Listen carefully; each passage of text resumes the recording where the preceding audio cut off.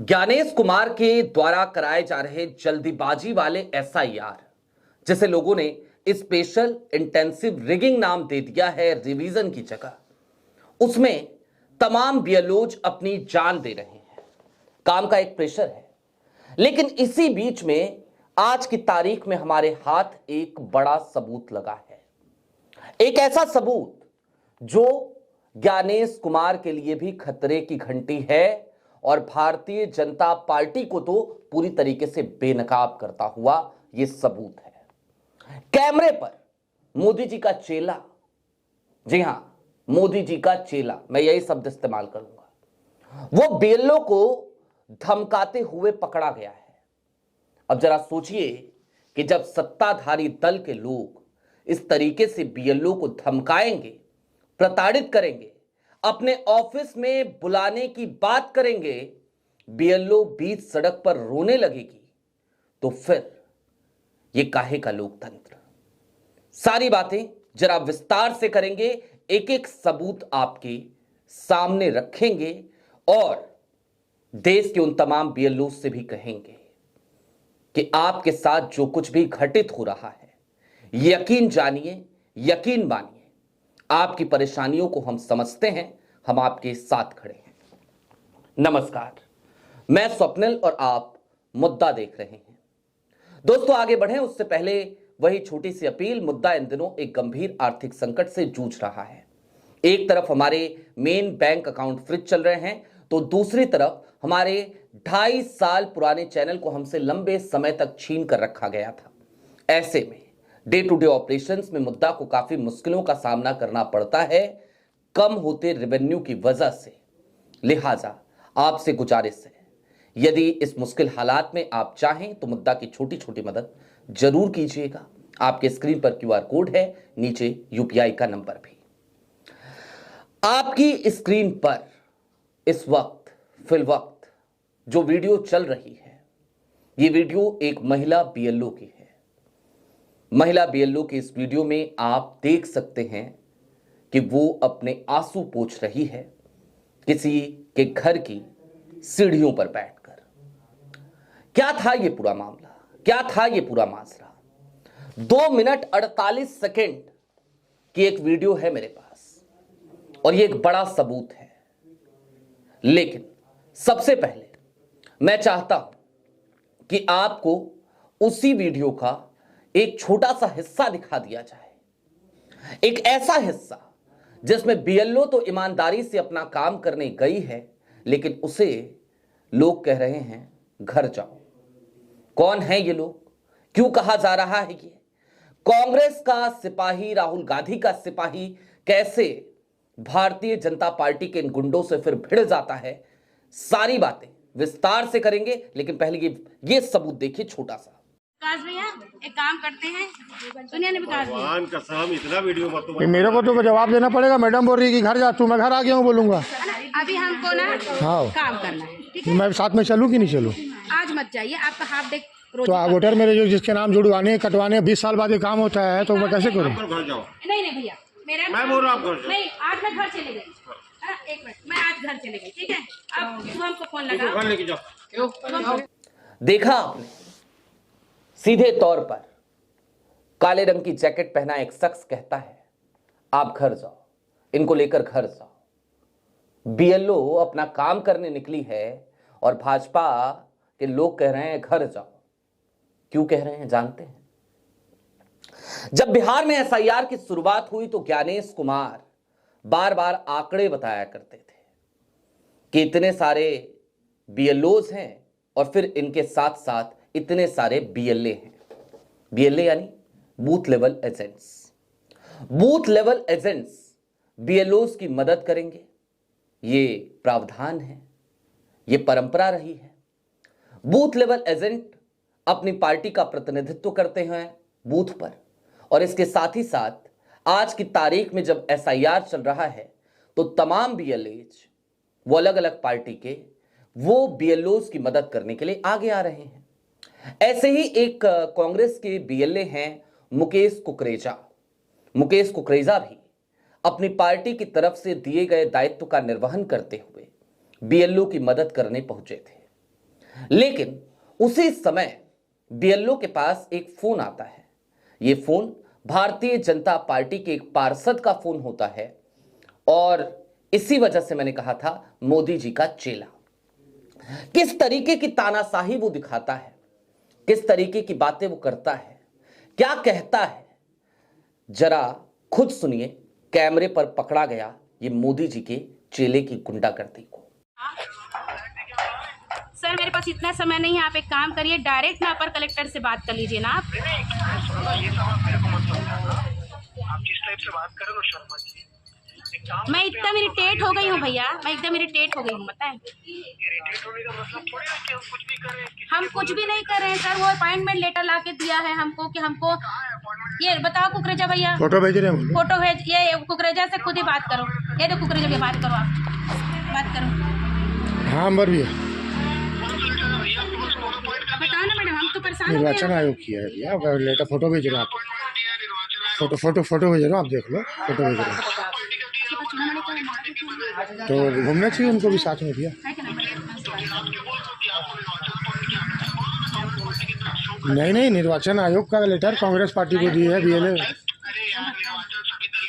आप लेटर देख लो, आप लेटर देख लो ना बड़े भाई। हाँ लेटर देख लो आप ना। तो नहीं, ये 500 से किसी कम नहीं है सरकारी काम। इससे हमारी हेल्प के लिए मैं कब बोला हूँ किसको शिकायत करूँगा? ना मेरे को ये नेता से मतलब ये किसको बोला भैया? मैडम मैं शिकायत करूँगा। मैं किसी से शिकायत करूंगा नहीं। अरे मेरे भाई ऐसा शिकायत वाला मैं ऐसा किसी हाँ बात करूँ, मैं ऐसा वर्ड बोले ही नहीं हूँ। प्रमाण कर दो भैया। हाँ भैया बोलिए। हाँ ये है, मैं 3 साल हो गया भैया। कांग्रेस पार्टी, भाजपा पार्टी, बसपा सब तो बीएलए बनता है। क्योंकि ये लोग भाजपा वाले लोग वहाँ नहीं गए थे, वो लोग मेरे को नहीं बताए हैं कि आपके साथ घूमना है। मेरे ऑफिस आके मिलो, अब मेरी बात सुनो। अब ठीक है, मैं सरकारी आदमी हूँ भैया, मैं सरकारी आदमी हूँ। मेरे को सरकार जहाँ बोलेगी वहाँ जाऊंगी। सरकार तो अपने प्रभारी का नंबर सरकार बोली मुझे पूरे पास जाने।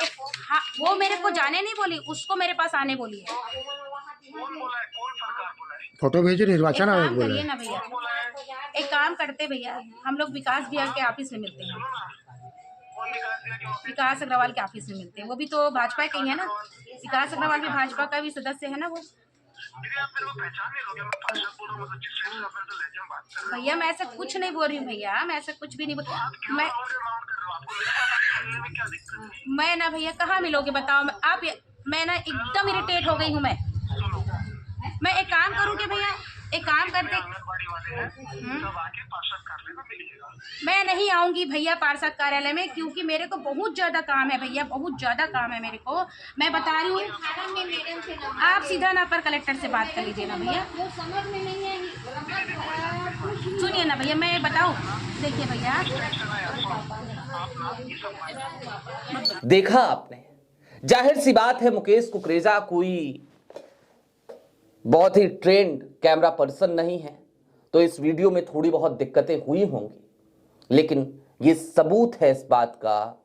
ये वीडियो इस बात को चीख चीख कर बता रहा है कि भारतीय जनता पार्टी के लोग स्वतंत्र रूप से काम करने वाले तमाम बीएलओज को किस तरीके से प्रताड़ित कर रहे हैं, किस तरीके का प्रेशर उनके ऊपर बनाया जा रहा है। इस पार्षद की शिकायत क्या थी जानते हैं?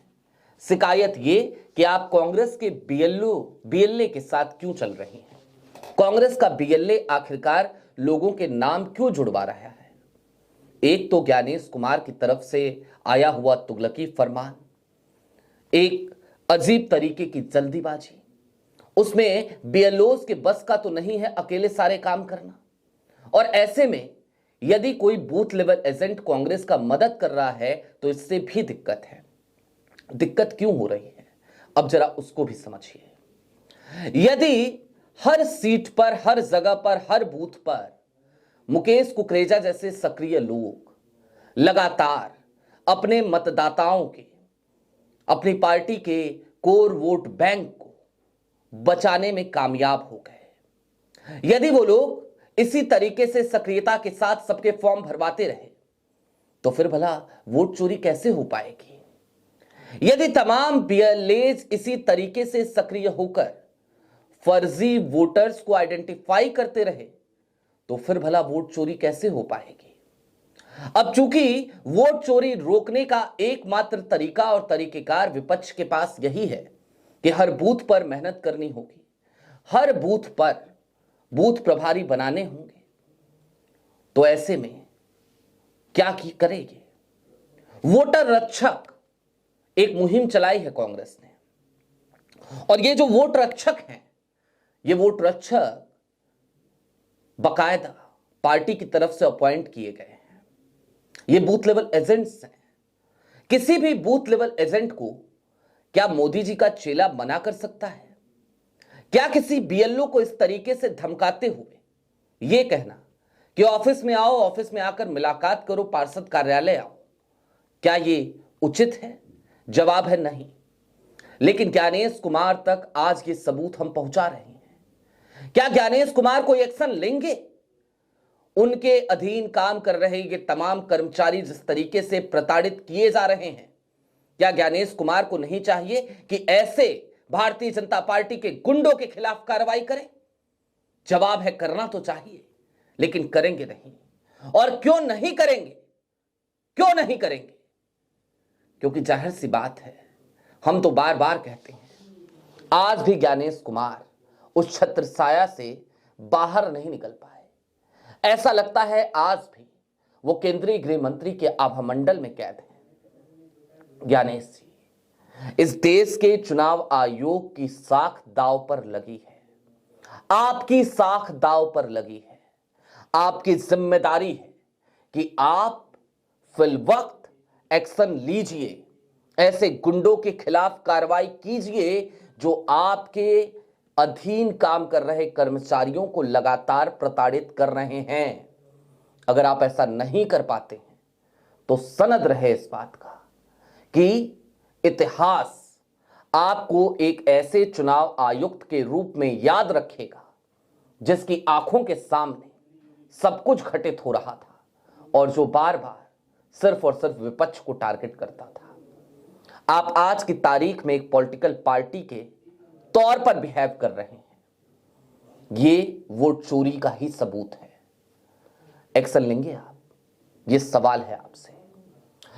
दोस्तों, आज की तारीख में मैं आपको एक बात का और यकीन दिलाता हूं। आज से मुद्दा लगातार देश भर में चल रहे एसआईआर के दौरान इस तरीके की हो रही गुंडागर्दी के सबूत आपके सामने लगातार रखेगा। लगातार। चलते चलते फिर वही अपील, चैनल पे नए हो तो सब्सक्राइब करते हुए जाइएगा, सक्षम हो तो छोटी छोटी मदद जरूर कीजिएगा। और यदि आपके क्षेत्र में भी बीएलओज के साथ इस तरीके की चीजें हो रही हो या फिर कि कोई बीएलओ अपने काम में खुद लापरवाही कर रहा हो या कर रही हो, तो वो सबूत भी हम तक पहुंचाइए, हम दिखाएंगे। बहुत शुक्रिया।